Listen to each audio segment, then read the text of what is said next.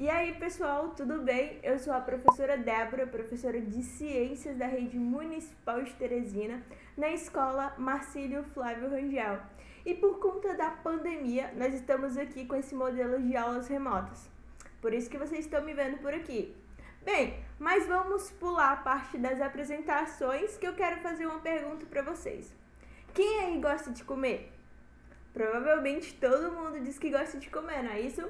Então, mas vocês sabem o percurso que o alimento faz no nosso corpo? Não? Pois na aula de hoje nós vamos saber disso e muito mais, então vem comigo!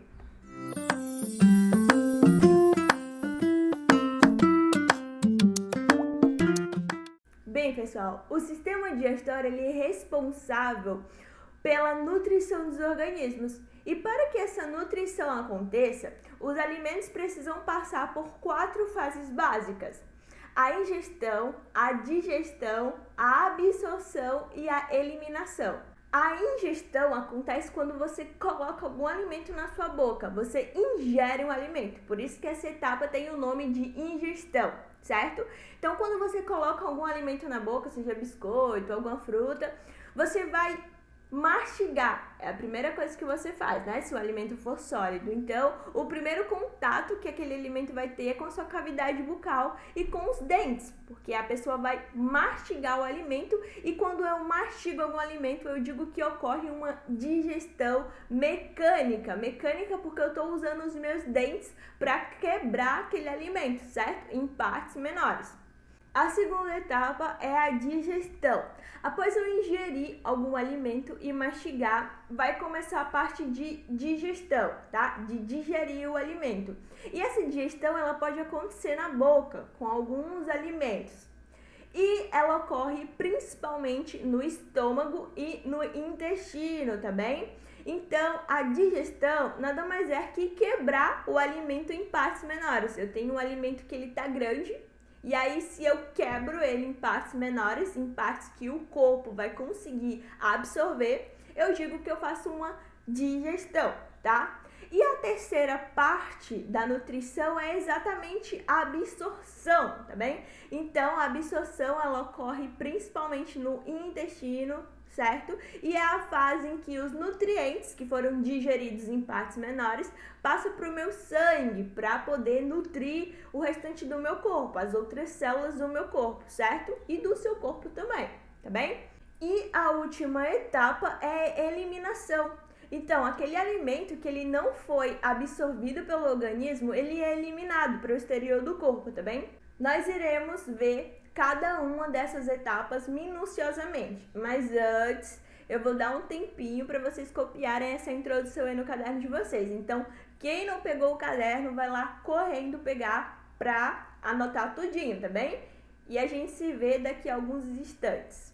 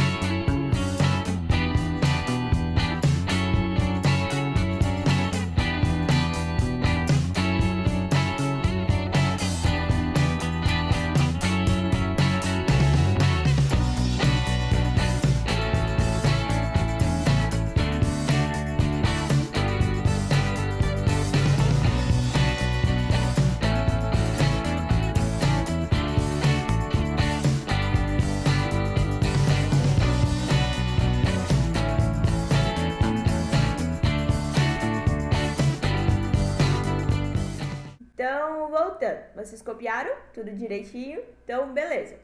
Bem, gente, antes de eu falar daquelas 4 fases propriamente ditas, vocês precisam entender o sistema digestório completo.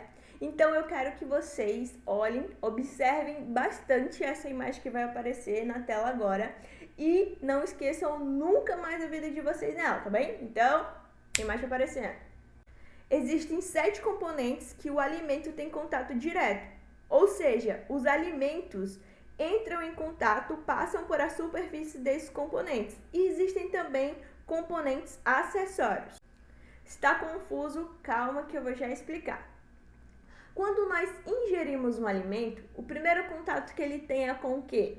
Eu já falei no início do vídeo, né? Com a boca. Então, o primeiro contato que o alimento tem no nosso corpo é com a nossa cavidade bucal. E é lá na boca que vai acontecer a digestão, tá bom? Parte da digestão vai começar na boca com alguns tipos de alimento. Porque lá na boca existem glândulas salivares que são responsáveis pela produção de saliva. E a saliva é nada mais que uma substância que é capaz de digerir alguns tipos de alimento, tá bem? Então é por isso que quando você começa a comer, a saliva começa a ser produzida, você sente a saliva lá sendo misturada com aqueles alimentos, né? Você deve estar pensando, professora, que nojo, né? Mas é verdade, gente, tá? Quando você coloca um alimento na sua boca, as glândulas salivares começam a produzir uma quantidade muito grande de saliva lá naquele alimento, tá bem? Então aquilo vai ajudar tanto lá na ingestão do alimento, que a gente vai já ver isso, e também na absorção, tá bem? Mas aí você pode se perguntar, professora, mas já aconteceu uma coisa comigo. Uma vez eu passei perto de uma padaria e vi um bolo de chocolate. Nossa, aquele bolo tava muito bom. E aí a minha boca começou a produzir saliva sem eu colocar aquele bolo na boca. E aí, qual é a explicação para isso? Bem, tem uma explicação para isso, certo? Então, quando nós sentimos o cheiro ou então vemos algum alimento que é agradável aos nossos olhos, certo? O que acontece? Aquele estímulo ali, visto pelos nossos olhos, aquele estímulo visual, é um estímulo que é levado para o nosso cérebro. E o nosso cérebro interpreta aquilo como se a gente fosse comer, tá? Então ele avisa para as nossas glândulas, o nosso cérebro avisa para as nossas glândulas: ei, glândulas salivares, bora produzir saliva aí, galera, que tá vindo alimento. E aí elas começam a produzir saliva e é aquele famoso água na boca. Então é por isso que quando você vê um alimento que parece muito gostoso ou então sente o cheiro, a sua boca começa a produzir saliva, porque é um estímulo levado lá pro seu cérebro, tá bem? Então, beleza. Nós vamos falar ainda de sistema nervoso e como que isso acontece, tá? Mas a gente tá falando de sistema digestório, então vamos focar no sistema digestório, tá bem?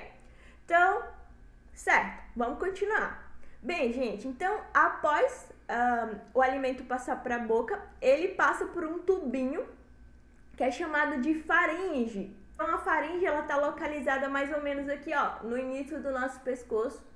E a faringe, ela tem duas funções principais, tá? Que é tanto a função de levar alimento do nosso sistema digestório, quanto também levar ar.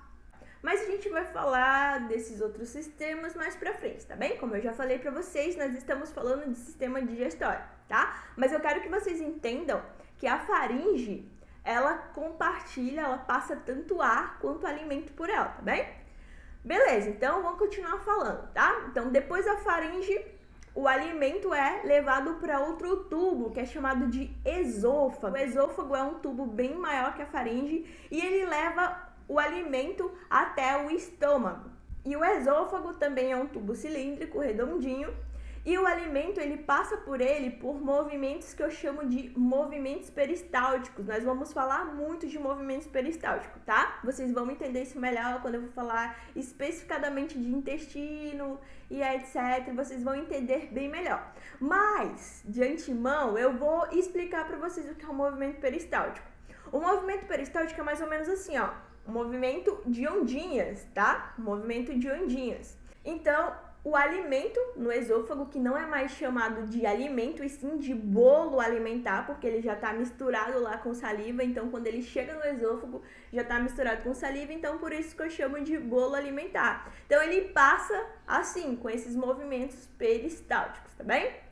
Beleza, então depois do esôfago, o quarto componente do sistema digestório e o quarto caminho que o alimento passa e tem contato direto é o estômago. E o estômago é esse órgão que tem formato de uma bolsa e que é revestido por uma parede bem musculosa.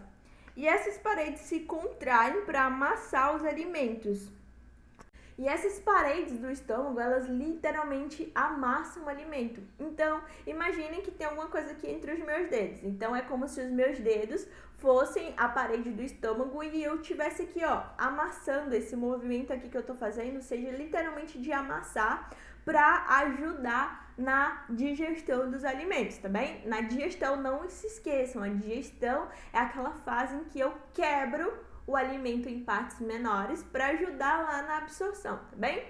E no estômago ocorre a digestão química, porque lá no estômago vai ter substâncias que vão se misturar com o alimento e vai ajudar a digerir ainda mais aquele alimento, certo? Então, nós vamos falar disso mais na frente, tá bem? Na próxima aula, nós vamos falar melhor de cada uma dessas partes, tá bem? Eu quero que vocês entendam hoje as 4 fases principais, a introdução das 4 fases principais e o caminho que o alimento percorre no nosso corpo, tá certo? Bem, e por falar em estômago, eu vou falar de algo que é bastante comum, uma doença que acomete várias pessoas, que é chamado de gastrite. E aí eu trouxe um questionamento para vocês fazerem antes de falar propriamente de gastrite, tá bem? Eu quero que vocês participem também. Então, eu vou colocar esse questionamento na tela e eu quero que vocês anotem no caderno de vocês e tentem responder, tá bem? Beleza, então vamos ao questionamento. Marcelo foi ao hospital com fortes dores no estômago. Chegando lá, o médico fez o diagnóstico e ele descobriu que estava com gastrite. Você sabe as possíveis causas da gastrite? Explique. Bem, pessoal, como eu falei, vou dar um tempinho para vocês tentarem responder, tá bem? Nos vemos daqui a alguns instantes.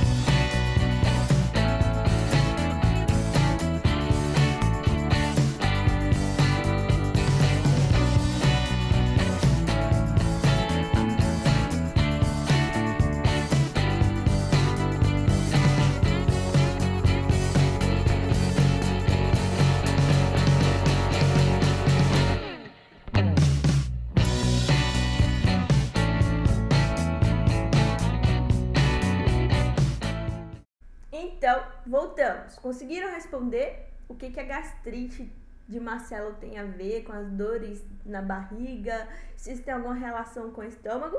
Vou querer saber a resposta de todo mundo depois, hein? Bom, pessoal, mas eu vou responder para vocês esse questionamento, tá? E aí vocês me dizem depois se acertaram ou não, combinado? Beleza. Então, vamos continuar. Gente, vamos falar de gastrite, certo? A gastrite, ela tem algumas causas principais, tá? Uma delas é uma infecção por essa bactéria aqui, chamada de Helicobacter pylori. Essa bactéria, ela se acumula nas paredes do estômago, nas paredes musculosas lá que eu falei pra vocês do estômago, acaba se aglomerando lá, se multiplicando e causa uma inflamação, porque gastrite nada mais é que uma inflamação lá no estômago.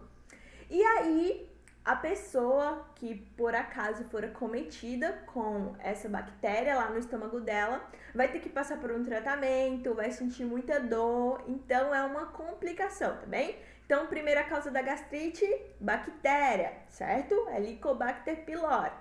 Beleza. Segunda causa da gastrite, o que também pode acometer a gastrite além da bactéria? Bom, sabe aquelas pessoas que se automedicam? Elas tomam vários anti-inflamatórios, principalmente, sem uma prescrição médica, tomam remédio, ou então consomem bebidas alcoólicas exageradamente, refrigerantes, cigarro exageradamente também. Tudo isso causa inflamação lá na parede do estômago, porque essas substâncias são muito tóxicas. Então, vai causar uma inflamação na parede lá do estômago. E a inflamação é nada mais que o quê? Gastrite, não é isso? Então, essas pessoas também que porventura vierem ser acometidas por esse segundo tipo de gastrite que eu falei pra vocês, causado por essas substâncias, vai sentir as mesmas coisas lá das pessoas que foram acometidas com a da bactéria. Vão sentir muita dor, vai ter que passar por um tratamento, então é uma complicação muito grave, tá certo? E uma terceira causa da gastrite é o estresse excessivo, tá? Quem nunca ouviu falar de gastrite nervosa, por exemplo? Então, a gastrite nervosa é causada por estresse excessivo, certo? E aí a pessoa vai sentir fortes dores no estômago também, vai ter que passar por um tratamento, e aí vai levar a outras complicações, não é isso?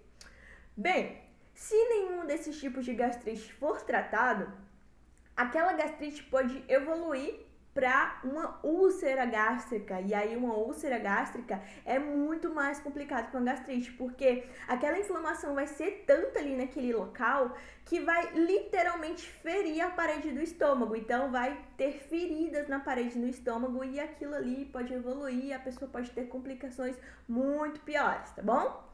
Então vocês entenderam aí, né, o que é gastrite e o que isso tem a ver com as fortes dores lá da barriga do Marcelo. Então, quem aí acertou? Ou então chegou perto? Vou querer saber depois, hein?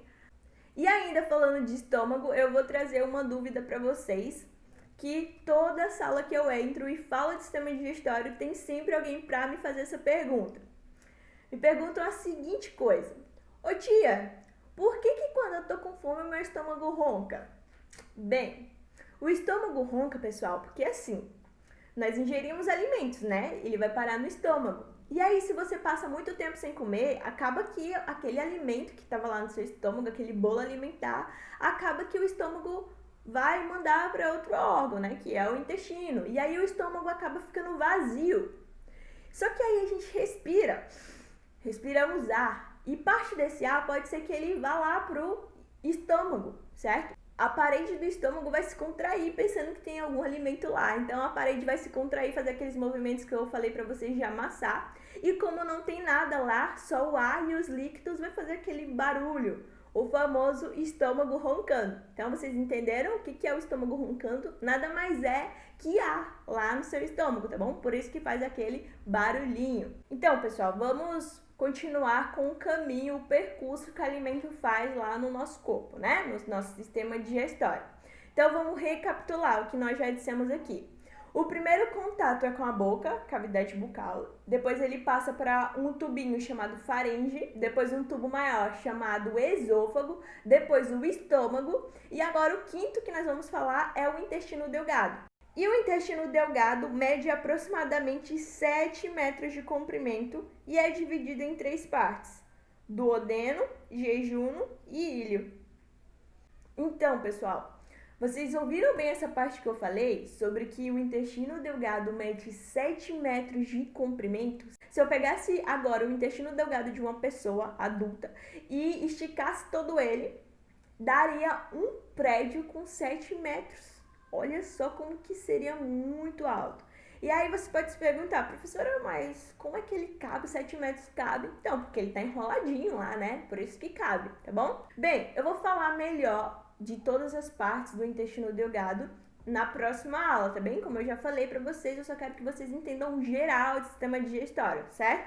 Então, não se preocupem, nós vamos falar direitinho o que cada parte faz, quais que são as funções específicas, tá bem? Bom, então depois do intestino delgado, o alimento passa para o intestino grosso. E o intestino grosso, ele é um pouquinho menor que o intestino delgado, ele só tem 1,5 metro de comprimento. E ele é dividido em 3 partes. Ele é dividido no seco, no cólon e no reto.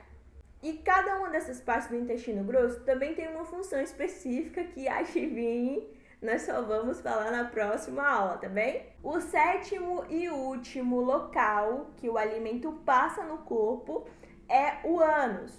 Então, o alimento que não foi absorvido pelo corpo é eliminado lá pelo ânus, tá bem? Então, vamos recapitular tudo que eu já falei aqui, certo?